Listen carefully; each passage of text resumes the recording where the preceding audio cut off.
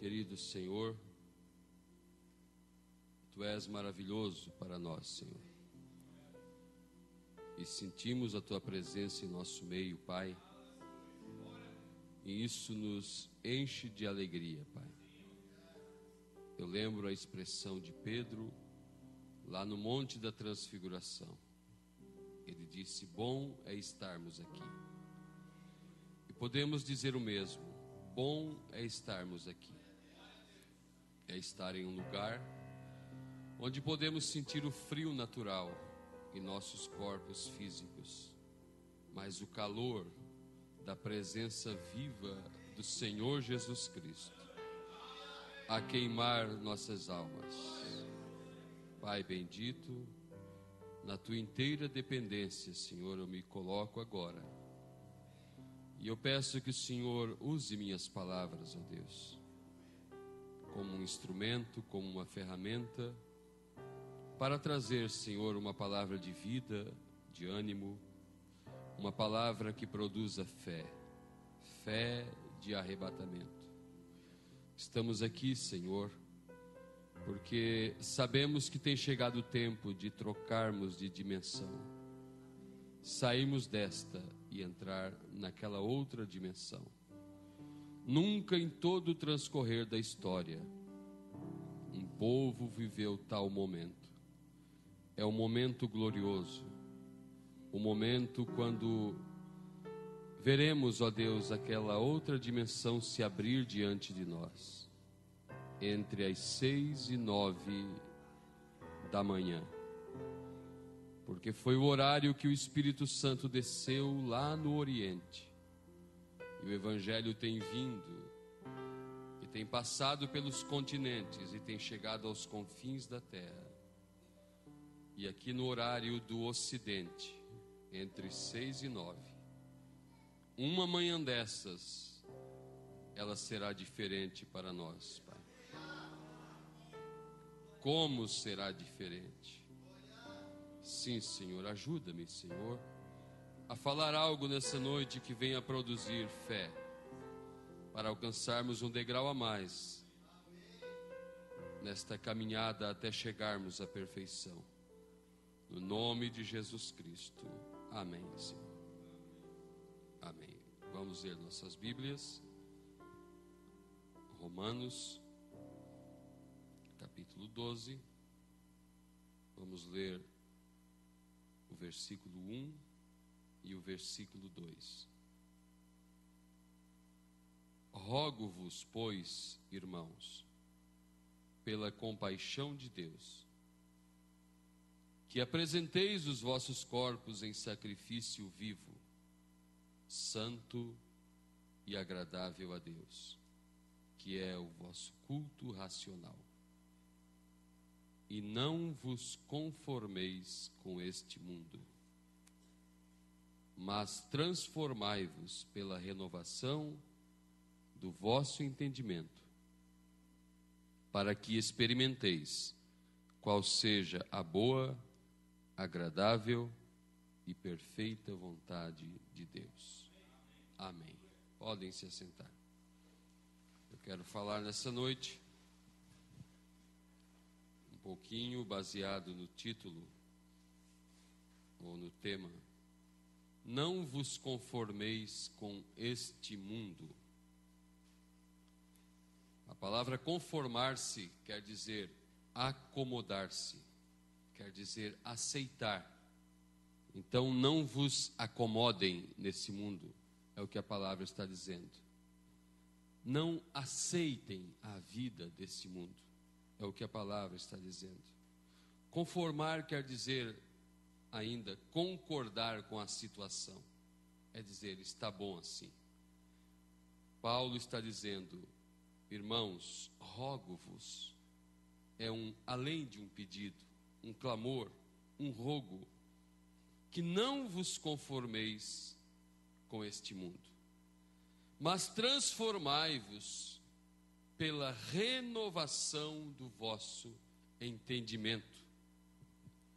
Então, a renovação do nosso entendimento nos leva a uma transformação. Não é o que lemos na palavra? a renovação do nosso entendimento pela palavra de Deus nos leva a uma transformação, a uma mudança, nos leva a trocar de dimensão. Em Jó, capítulo 38, no livro de Jó, capítulo 38, Deus começa a conversar com Jó. Depois que seus amigos o acusaram, depois que seus amigos falaram suas sábias palavras, agora Deus começa a conversar com Jó. E diz: onde estavas tu, Jó, quando eu fundava a terra? Essa pergunta é feita para mim, é feita para você. Onde você estava? Onde estavas tu, Jó, quando eu fundava a terra? Deus falando com Jó. Responde-me se tens entendimento, se és inteligente, se tens sabedoria. Onde estavas tu quando eu fundava a terra, quando estendia sobre ela o cordel, quando eu punha seus fundamentos? Onde estavas tu, Jó, quando as estrelas da alva juntas alegremente cantavam e todos os filhos de Deus rejubilavam? Você não estava nesse quadro? Eu vou ler de novo, vocês não entenderam o que eu li. Deus perguntou para Jó onde ele estava quando ele fundava a terra e as estrelas da alva, estrela aponta para anjo, para mensageiros, quando elas estavam juntas, as estrelas da alva, e alegremente cantavam, e todos os filhos de Deus rejubilavam. Então os filhos de Deus, eles não apareceram aqui neste plano aqui de baixo. É isso que eu vou falar nessa noite. Não, os filhos de Deus, eles estavam lá, antes da fundação do mundo. Eles estavam rejubilando, em um estágio muito acima. Lá na eternidade, diz o irmão Brana, falando da mensagem Conferência com Deus, porque Deus é eterno. Deus não tem princípio de dias. E se somos eternos, somos partes de Deus, porque nada pode ser eterno se não tiver parte com Deus. Nada é eterno, tudo se finda. A Igreja Católica diz que o inferno é eterno. Se o inferno fosse eterno, então seria uma forma de vida eterna, mesmo penando, mas o inferno é para sempre, por um longo período, por um grande espaço de tempo, mas eterno é só Deus. A eternidade não é um lugar, a eternidade não é um espaço, a eternidade é uma pessoa, e essa pessoa é Deus. E essa pessoa que é Deus, ele teve seus pensamentos perfeitos, e ele desejou estender, explanar, executar seus pensamentos. E nesses pensamentos eternos de Deus, nós estávamos ali. Onde estavas tu, Jó, quando as estrelas da alva juntas alegremente cantavam e todos os filhos de Deus rejubilavam? Houve uma conferência na eternidade, diz o profeta, onde o plano de salvação inteirinho foi exposto. Deus chamou seus filhos, nós estávamos na mente de Deus, como seres espirituais, e Ele expôs seu plano. Como que seria o plano aqui embaixo? Como que aconteceria? Como que Ele permitiria algumas coisas acontecerem para desenvolver seu plano? E Ele falou que teríamos decepções, mas Ele estaria junto para ajudar. E Ele falou que teríamos enfermidade, e haveria morte, e haveria problemas. E a Bíblia diz que Jesus Cristo foi imolado antes da fundação do mundo. Quando Deus pensa algo, aquilo é perfeito.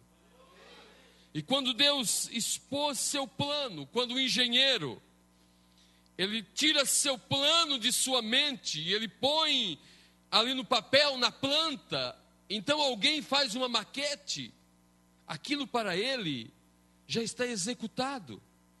Então, exatamente as medidas, quantos andares, a praça, o playground, e a avenida, e o lago, e tudo que vai acontecer, que vai envolver aquela construção, sai da mente do arquiteto, vai para o papel, vai para a maquete, depois é executado. Mas aquilo pode falhar, pode terminar o dinheiro, pode acontecer alguma coisa que interrompa aquele plano. Mas o grande arquiteto, o nosso Deus, ele pensou, e ele tirou o seu plano de sua mente e mostrou para nós. Estendeu diante de nós a planta.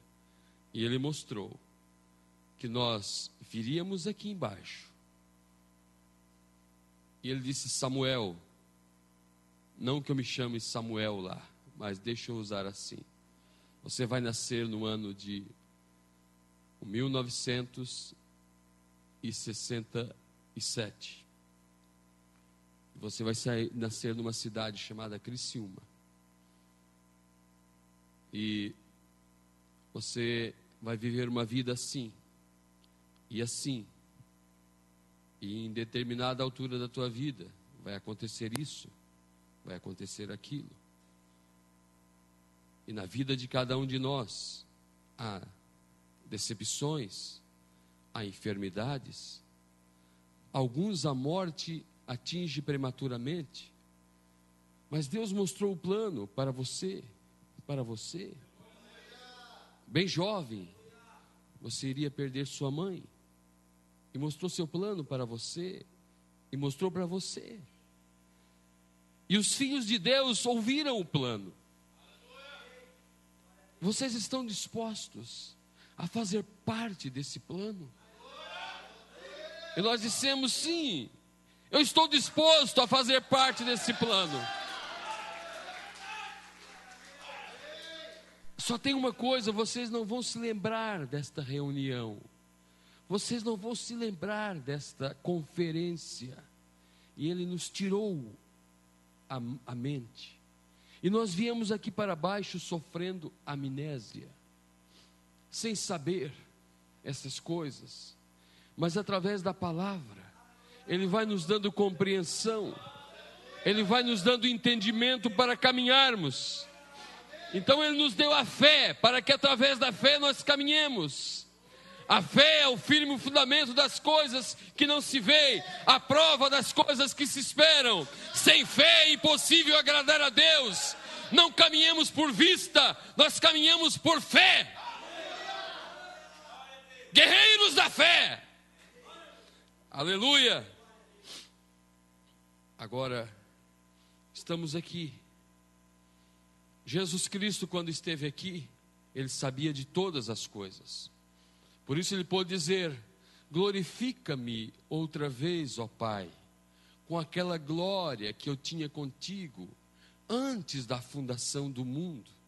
Ele estava aqui num corpo que envelhecia, num corpo que sentia dores de cabeça, num corpo que branqueava os cabelos. Ele tinha 33 anos, tinha aparência de 50, homem de dores, experimentado nos trabalhos, um homem sofrido, um homem de uma aparência sofrida, um homem que sempre expressava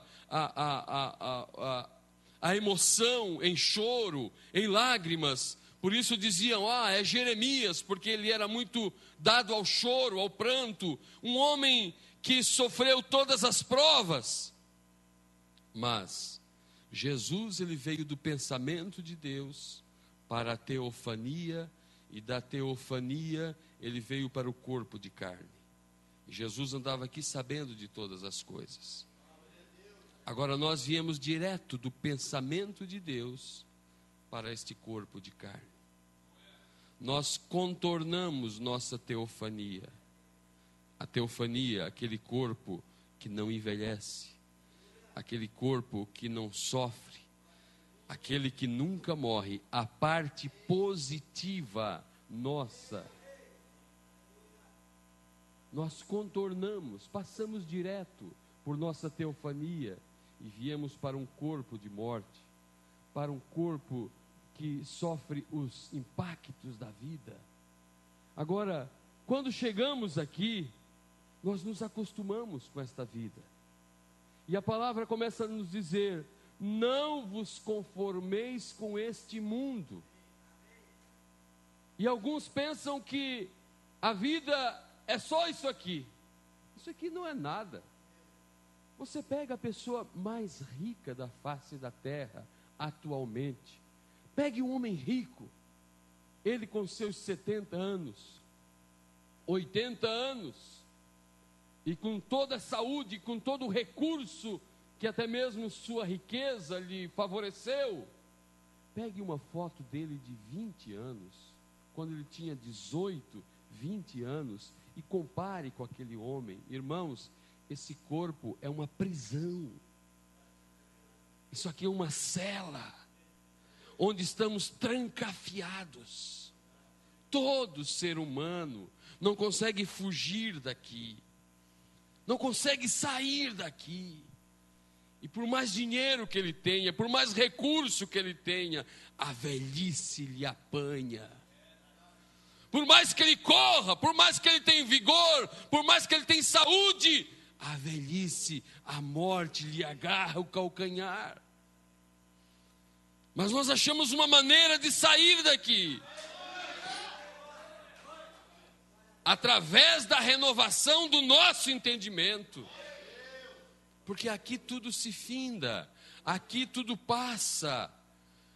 Quando se é jovem, se tem muito sonho. Quando se é adolescente, o mundo é colorido. Quando se é criança, se tem muitos planos. Mas conforme você vai crescendo, conforme as rugas, os sulcos vão deixando marcado o seu rosto, e o cabelo vai se desvanecendo, e as forças e o vigor vão se indo, os planos vão ficando pouquinhos.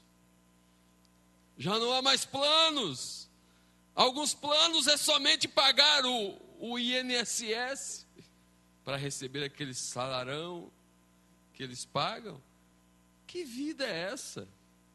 Mas Deus nos mostra uma maneira de sair daqui, uma maneira de caminhar aqui pela fé, de apostar em um reino que não cai. Nossos investimentos não são aqui neste mundo, nossas afeições, nossas esperanças não são daqui. Aqui tudo se finda, aqui os amigos passam, aqui a juventude se vai, aqui a saúde finda. Aqui no final da vida, quando tudo corre bem, lá no finalzinho da vida, então, se tem um pouquinho mais de dinheiro, consegue um bom túmulo ali no cemitério municipal. É o que o dinheiro, é o que o esforço, é o que o correr atrás do dinheiro oferece para o homem. Se ele é rico, consegue embalsamar seu corpo, e seu funeral e seu velório vai durar uns dias mais. Se ele é pobre, tem que enterrar de uma vez, porque vai catingar. Com certeza, aquela moça que passa na rua, exibindo seu corpo esbelto, se seu coração para de bater, tem que enterrar rapidinho, aquilo vira bicho, aquilo apodrece. É um velho torrão de Criciúma. Não passamos de um torrão de terra de Criciúma, de alguns lugares. Para que ficar investindo tudo nesse corpo, nessa vida? Aqui passa, aqui finda, mas há um reino que não passa.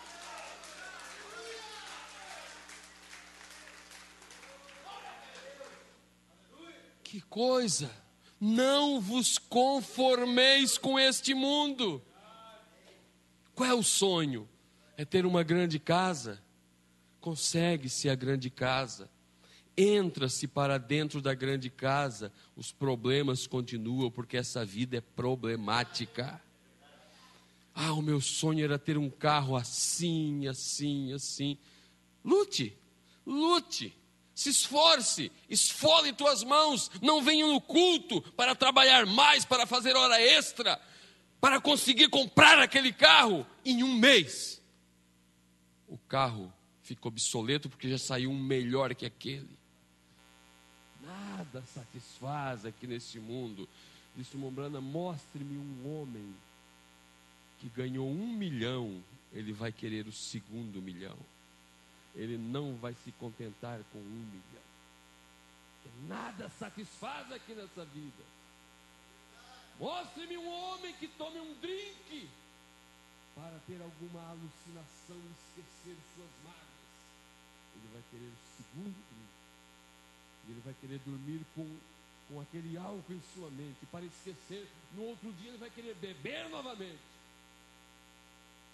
Mas mostre-me um homem que conheceu a Cristo através da palavra. Ele tem satisfação em sua alma. Aleluia! Não vos conformeis com este mundo, mas renovai-vos mas transformai-vos pela renovação do vosso entendimento. Aleluia! Há uma tendência humana para nós nos conformar, gostar muito dessa vida. Claro, há coisas maravilhosas que Deus nos dá nessa vida e devemos agradecer a Deus, mas não devemos apostar, desculpe a expressão, todas as nossas fichas nesta vida. Não, porque aqui tudo passa, aqui tudo finda, só Jesus Cristo que não passa. Esse corpo, ele vale uns 68 centavos de dólares. É o que vale esse corpo. Se pegar a mulher mais bela da face da terra, o homem mais esbelto, aquele que ganha milhões e milhões de dólares, e pegar e apurar o seu corpo físico, e tirar dali todo o ferro, todo o cálcio, todo o fosfato, todo o manganês, todos os 16 elementos que há em seu corpo, e apurar aquilo ali, e vender no comércio, dá uns 68 centavos de dólares. É o que nós valemos aqui, sem Cristo. Mas, quando esse corpo mortal, ele é batizado com o Espírito Santo, e uma partícula de Deus entra a morar aqui dentro, que disse Mombrana que quando alguém nasce de novo, uma partezinha de Deus, como do tamanho de um botão de camisa, que esse olho não percebe, não vê, mas ela entra e se aloja na alma, lá no âmago da alma. Por isso diz a Bíblia que uma alma salva vale mais do que o mundo inteiro perdido. E se vale mais do que 10 mil mundos perdidos. Uma alma salva. Agora estamos aqui e sofremos amnésia. Porém, teria que ter algo para nos acordar, para dizer quem somos, para falar da nossa origem, para dizer o nosso destino, para dizer de onde viemos, para onde estamos indo. E a voz que nos acordou foram os 7 trovões revelados. Os 7 trovões que soaram e nos revelaram. Na mensagem obra é fé expressada. No parágrafo 24, eu quero ler um sonho do profeta. Ele diz assim: eu tive um sonho outra manhã. Eu não sonho muito a miúde. Eu não sou um sonhador. Porém eu sonhei que estava vendo a um homem, a um sujeito jovem em cadeias. Ele estava tratando de se soltar e alguém me disse, essas são pessoas horríveis, não tenha nada a ver com elas. E eu vendo este homem jovem soltando-se de suas cadeias, então eu simplesmente o deixei só, pensei, verei o que ele faz. Assim que se soltou, era um bom indivíduo, e eu via outros tratando de se soltarem. Agora isto é somente um sonho. E eu caminhava nesta forma e via um irmão, o irmão Roy, um bom amigo meu, que mora na Califórnia. Parecia como que se algo estivesse mal, talvez um câncer ou algo sobre seus olhos, e alguém estava tratando de distanciar-me dele. Eu gritei: irmão Roy, no nome do Senhor Jesus, saia disso. E ele podia simplesmente apenas falar, e disse: irmão Branham, terá que se tomar alguma coisa mais que isto. Eu simplesmente não o compreendo. Simplesmente não o compreendo. Isso tudo no sonho, né? E disse: irmão Roy, eu lhe amo. E alguém me puxou e eu olhei. E era uma dama de pé aqui. E quando eu era mocinho, eu costumava carregar mantimentos do armazém para as pessoas. E seu nome era a senhora Fenton. Ela ainda mora em Jeffersonville. E é uma amiga pessoal de minha esposa e minha. E ela disse: irmão Branham, liberte-nos disto. E disse: esta é uma casa do inferno. E disse: você entendeu mal estas pessoas. E esta é gente boa. E eu olhava aquilo como uma grande cela. E havia grandes paredes debaixo de um grande antro. E grandes barras de ferro de 8 ou 10 polegadas de grossura. E havia pessoas dementes ali, retorciam seus braços e pernas, e batendo a cabeça assim, e ela estava gritando, dizendo: liberte ao povo, irmão Branham. Dizia: ajude-nos, estamos em problemas. E ela mesma, eu a conheço, ela pertence a uma igreja aqui, a Igreja de Cristo, chamada Igreja dos Irmãos. E eu olhei ao redor e disse: gostaria de poder ajudá-los. E continuei olhando ao redor, e minha pequena migalha de corpo, e aquelas grandes barras de ferro no sonho, e aquela pobre gente ali, e você não podia chegar a eles, e aquelas barras de ferro estavam colocadas muito perto uma das outras, e eu olhava, e eles estavam batendo a cabeça, como se estivessem loucos. Agora você lembra que o irmão Branham disse que este mundo que vivemos é um hospital de dementes, é um hospital de pestilentos, é um lugar terrível para se estar. E eu via alguma luz tremulando ali, e eu olhei para cima, e ali estava o Senhor Jesus de pé, com uma luz de arco-íris ao seu redor. E ele estava olhando diretamente para mim e disse: liberte essas pessoas. E eu pensei: bom, como posso libertá-los? Eu não tenho suficiente força em meus braços para romper essas barras. Assim sendo, eu disse: casa do inferno, solte-os no nome de Jesus Cristo. E houve uma corrente e estalos, e rochas rodando, e barras caindo, e as pessoas correndo e gritando, dizendo: libertos, libertos, e gritando mais alto que sua voz lhe permitia, e todos foram libertados. Aqui estamos nós nesse mundo, aqui estamos nós mesmo que éramos religiosos, denominacionais, mas você sabe que toda denominação, as barras grossas do inferno, desta casa de detenção, cercou o povo deste mundo, desta era moderna, e não há saída para lugar nenhum. Mas Deus desce com um arco-íris sobre sua cabeça. Apocalipse 10:1 diz que: e vi um anjo forte que descia do céu, e ele tinha um arco celeste sobre a sua cabeça, e foi dada uma ordem para um mensageiro na terra: abra aqueles selos. E esta foi a palavra de libertação para nós, porque a única maneira de nós alcançarmos transformação para nossos corpos é através da renovação do nosso entendimento. E a renovação do entendimento vem através do ouvir a palavra de Deus. Não há recurso nessa terra, não há maneira nesse mundo de alguém conseguir a transformação de um corpo envelhecido, de um corpo enfermo, de um corpo destinado à morte, destinado à sepultura, e sem a salvação, destinado ao inferno. Mas todos estávamos nesta cadeia. Eu estava nessa cadeia, minhas filhas, meu filho, minha esposa, meus irmãos, meu pai, minha mãe, todos vocês, todos vivendo aqui, caminhando, destinados à morte.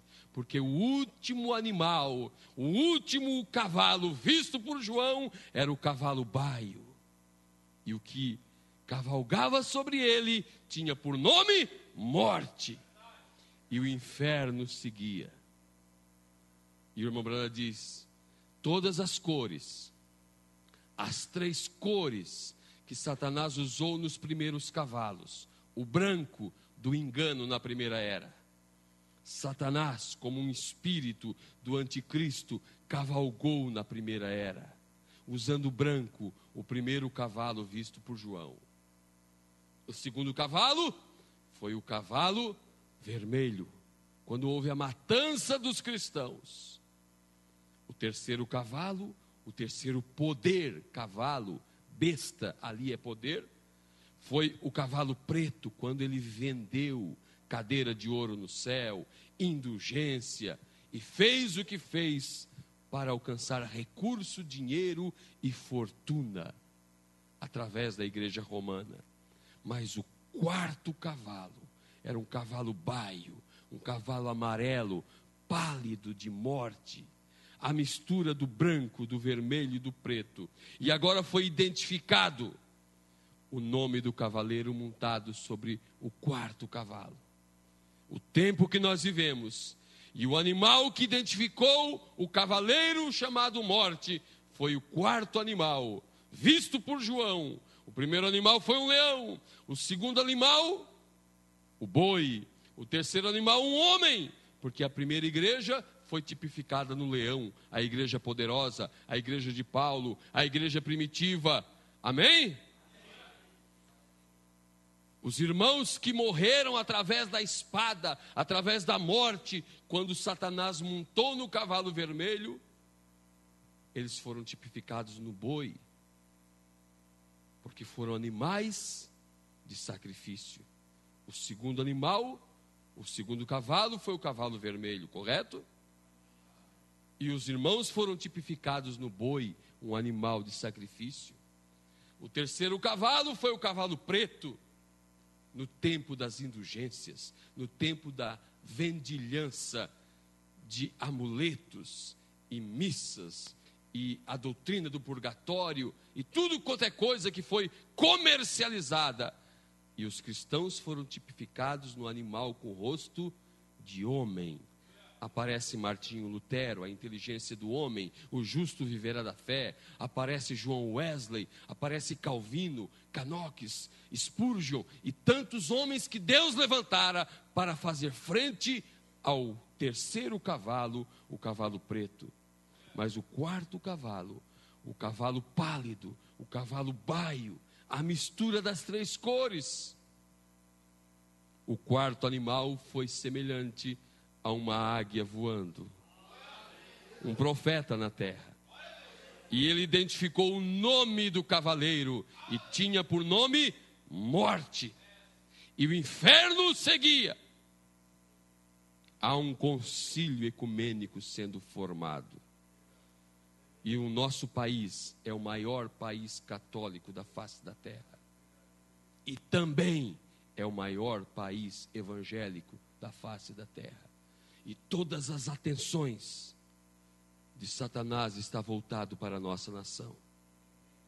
E esse Papa jesuíta, pela primeira vez na história um Papa jesuíta, um homem que foi forjado, educado, formado para convencer os contradizentes, porque essa é a função de todo jesuíta, converter aqueles que não são da fé católica para a fé católica. E ele está vindo em nossa nação, quando tem um governo que seu número é 13, E eles estão fazendo um grande avivamento entre os jovens. E vão fazer um grande ajuntamento entre todas as denominações.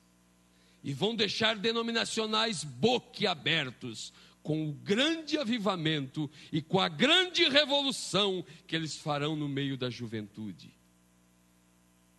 E a besta enganará todos sobre a terra, exceto aqueles que têm seus nomes escritos no livro da vida do Cordeiro. Porque nesse tempo de engano, nesse tempo de morte, nesse tempo onde Satanás já está com as suas mãos na rédea desse cavalo amarelo, e ele vai começar a cavalgar esse cavalo.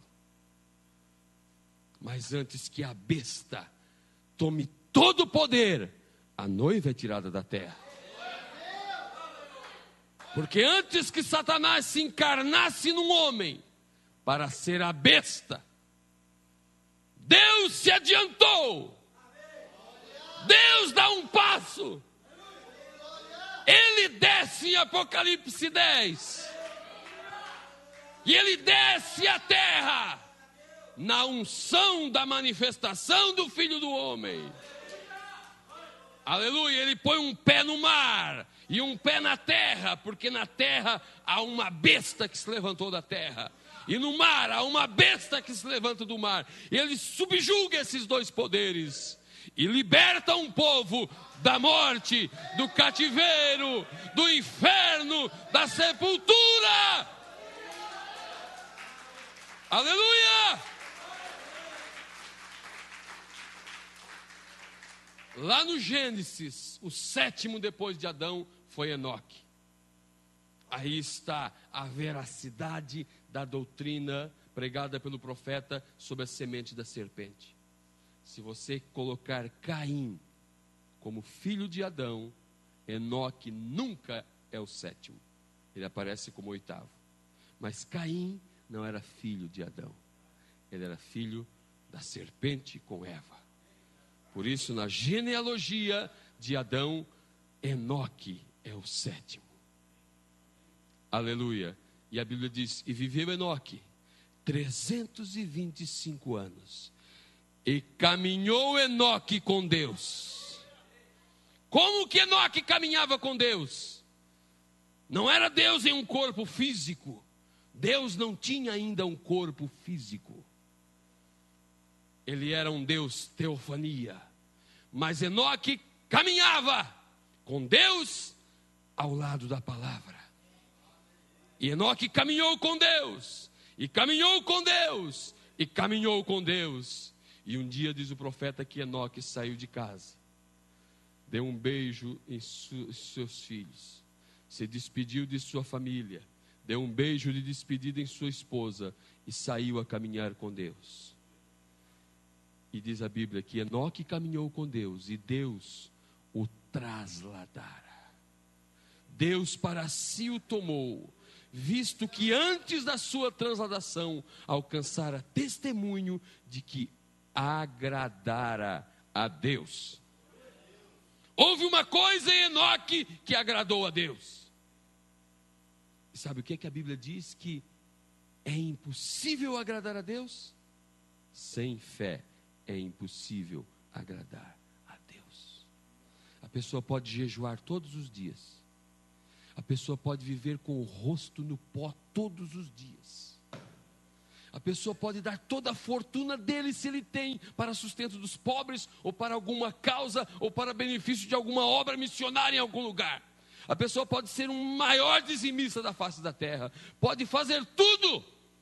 Mas se ele não tiver fé para crer na palavra, para dizer, é a pura verdade.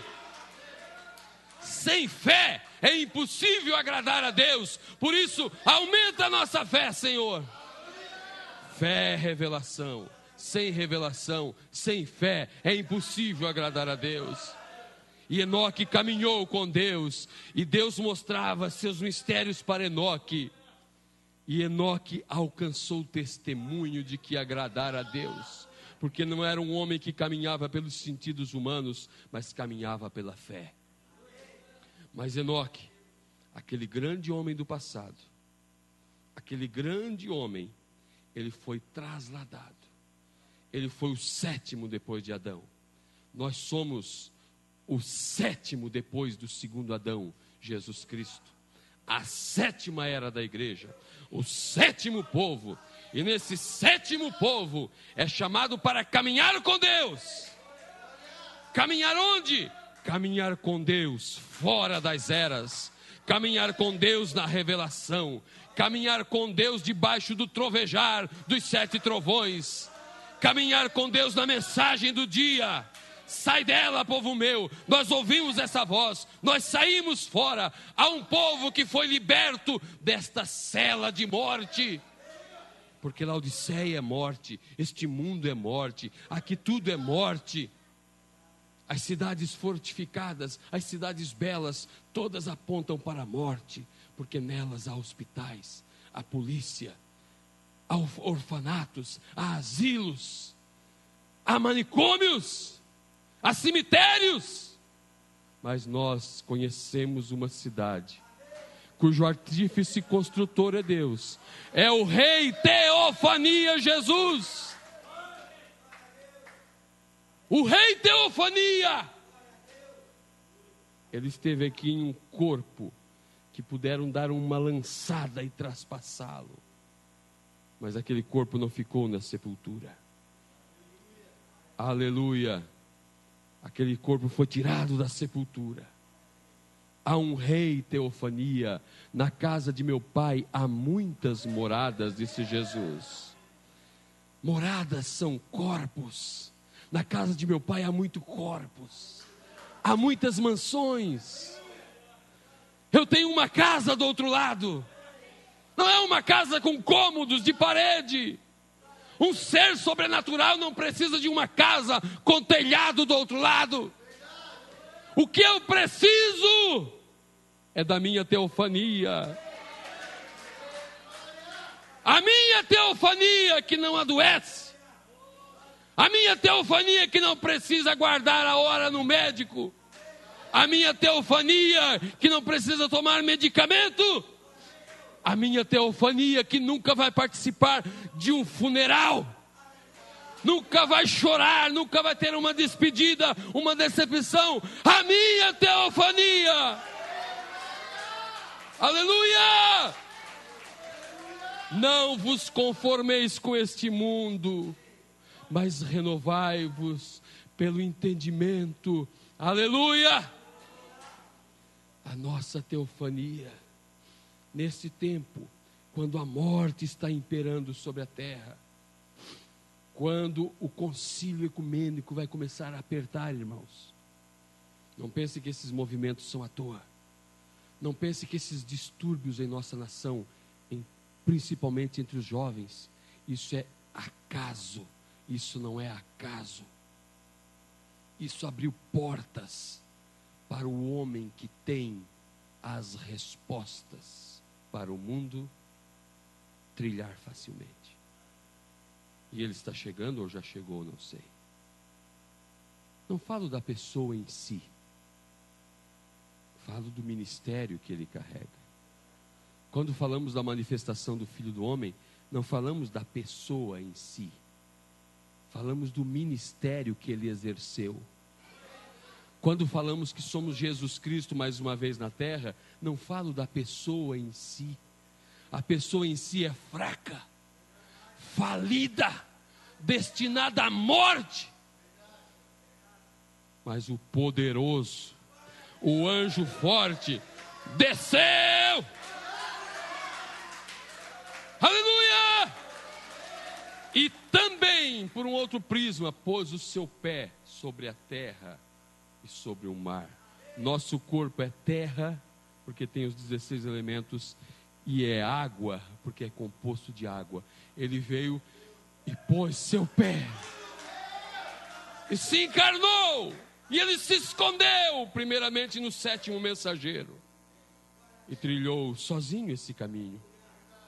Mas agora, eu vejo ele em muitos rostos aqui, em muitas vidas.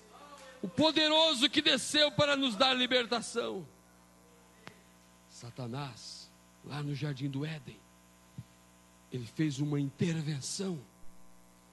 Ele era um espírito, e ele nada podia fazer como espírito, porque um espírito é inofensivo se ele não pode usar um corpo.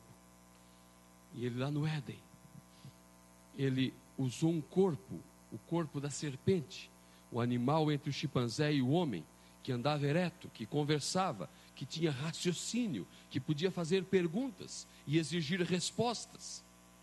Satanás entrou para dentro da serpente. Depois, a palavra diz: sobre teu ventre andarás, e pó comerás todos os dias da tua vida. Mas ela não era assim antes. A Bíblia diz: ora, a serpente era a mais astuta de todas as alimárias do campo.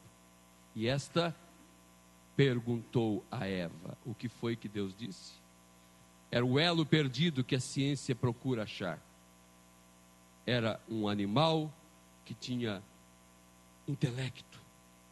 E Satanás desceu e se encarnou naquele animal. E começou a conversar com Eva. E Eva não se espantou em ver um animal conversando com ela. Ela pensou que era a mesma serpente que ela via todos os dias. Mas ela estava agora com uma unção sobre ela, ou dentro dela, que era Satanás. E fez Eva cair, e trouxe um filho através de Eva, e esse filho foi Caim.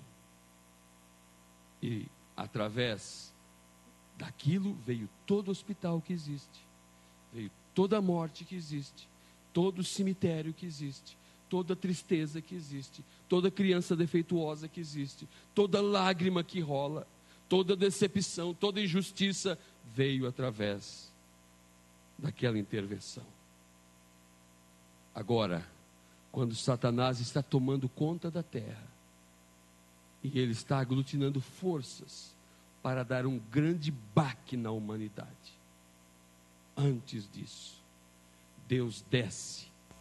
Satanás desceu no Éden de Deus, e agora Deus desce no Éden satânico. E se Satanás teve um corpo preparado para ele usar, Deus teve um corpo preparado para ele usar.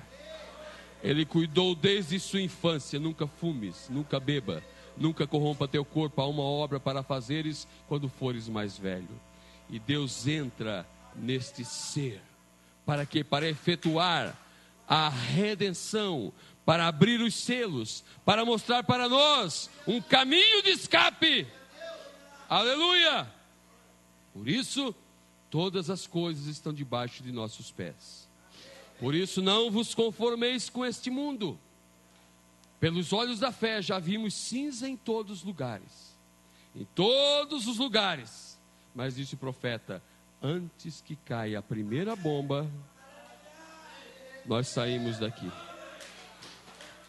A noiva não vai ver a primeira bomba cair sobre a terra.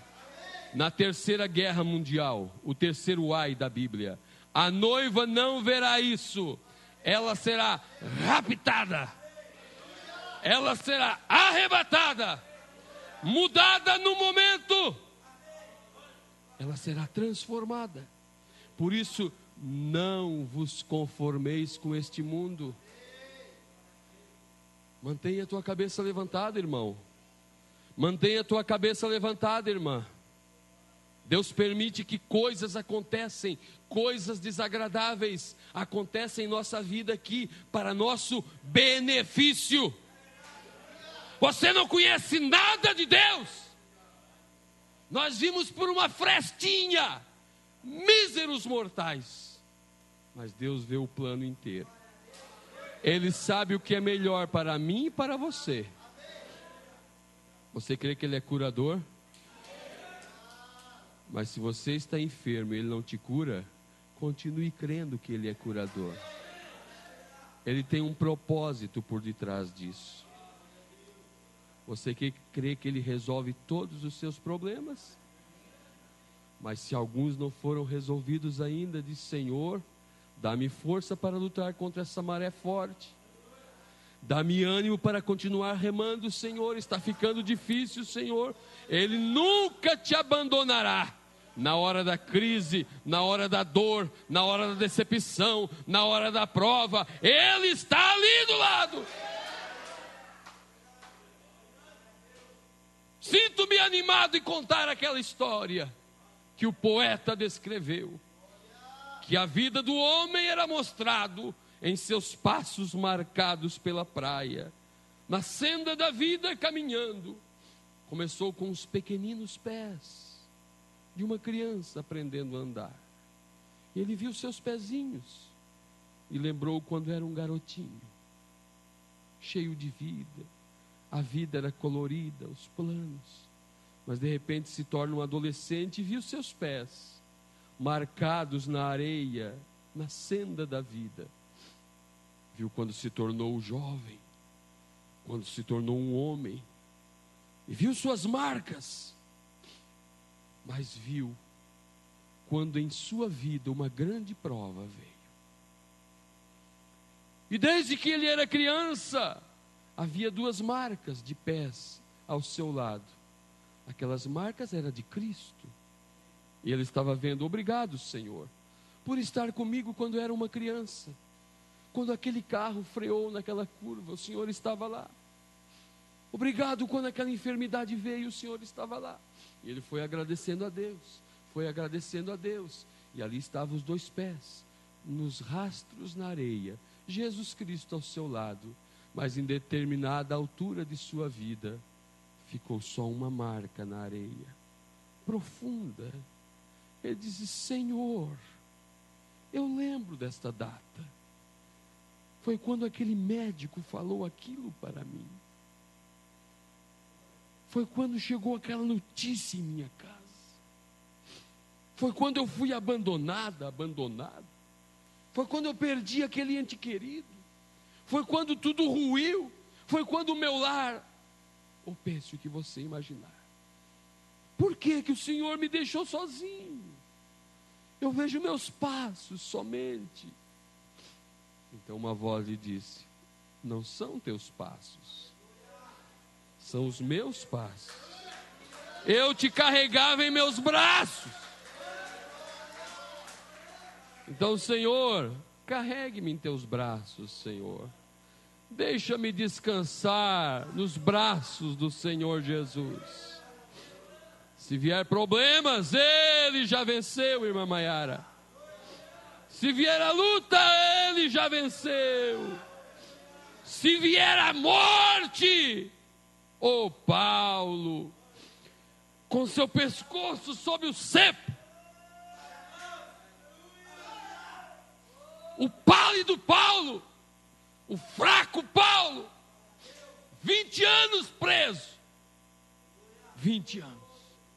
A igreja o abandonou. Você lê as cartas dele. Todos me abandonaram. Só Lucas ficou comigo. Traze-me a capa antes do inverno. E ele disse: meu filho Timóteo, o dia da minha partida se aproxima. Mas combati o bom combate. Acabei a carreira, guardei a fé. E quando ele viu a morte vindo, ele disse: onde está, ó morte, o teu aguilhão? Onde está, ó inferno, a tua vitória? Onde está, ó morte, o teu aguilhão, morte? Se a morte bater em tua porta, deixa ela vir. E quando você chegar no rio escuro da morte, haverá um bote te esperando ali. E você não terá que remar para o outro lado. Ele estará ali para te dar boas-vindas. A irmã Hope era uma jovem esposa. Tinha uma filha neném recém-nascida. Um filho de 1 ano e 6 meses, Billy Paul, para criar. E seu esposo, o irmão Brana, jovem pregador, gritando ali no necrotério: Hope, Hope, Hope, por favor, Hope, esperança, esperança. Ela voltou à vida. Ela disse: por que me chamastes? Eu estava sendo levada por anjos. Billy, tu pregas sobre o céu, tu não sabe o que é o céu. enquanto vocês cantavam aqui, mudando dimensões, eu comecei a entrar na letra desse hino. Irmãos, quando nós mudar de dimensão, as coisas que nós prezamos tanto aqui, as coisas que valorizamos tanto aqui, as coisas que se esforça tanto, eu estou falando das coisas dignas, não estou falando de coisas pecaminosas, estou falando de coisas dignas que nós amamos, e às vezes adulamos e gastamos tempo, nossas casas, nossos carros, nossa vida, enfim, seja o que for, lá, isso vai parecer como nada, nada, nada, nada, quando entrarmos naquele lugar.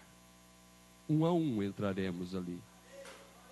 Um a um entraremos do outro lado. Aleluia. Nós já temos feito o check-in. Antes de você viajar no avião, você tem que enviar sua bagagem primeiro. Você faz o check-in, envia sua bagagem primeiro. Agora, em sua bagagem não pode ter alguma coisa errada ali. Em sua bagagem não pode ter algum punhal de ódio, não pode ter uma bomba ali contra um irmão, contra alguém guardada ali.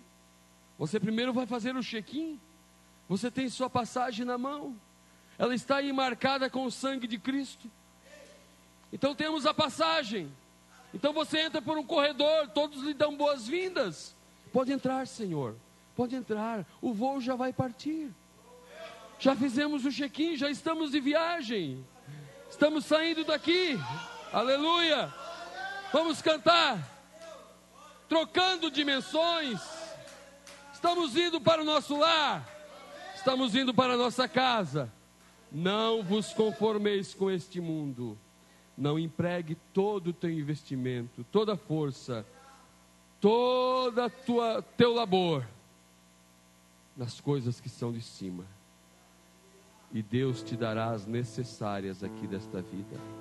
Ele não é injusto, aleluia. Um dia Enoque saiu a caminhar, e Enoque seguiu sozinho aquele caminho, mas um dia desses nós sairemos a caminhar, mas não iremos sozinhos. Enoque não pôde levar a esposa, o filho, a filha, mas eu quero ir com a minha esposa, com meu filho, minhas filhas, minha gente, meus irmãos, minhas irmãs, trocando dimensão, aleluia, glória a Deus. Obrigado, Senhor. Pai bendito, te damos graças, Senhor, por tuas copiosas maravilhas, Pai. Ajuda-nos, Senhor, a viver, ó Deus, nunca se conformando com esse mundo.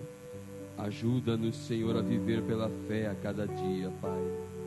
Dá força para este irmão, para essa irmã. Vencer os obstáculos, Senhor, e empreender força na caminhada. No nome do Senhor Jesus Cristo. Amém, Senhor. Amém, Jesus. Amém. Assente-se por um momento, enquanto o irmão Adão canta mais um hino. Depois vamos despedir o culto.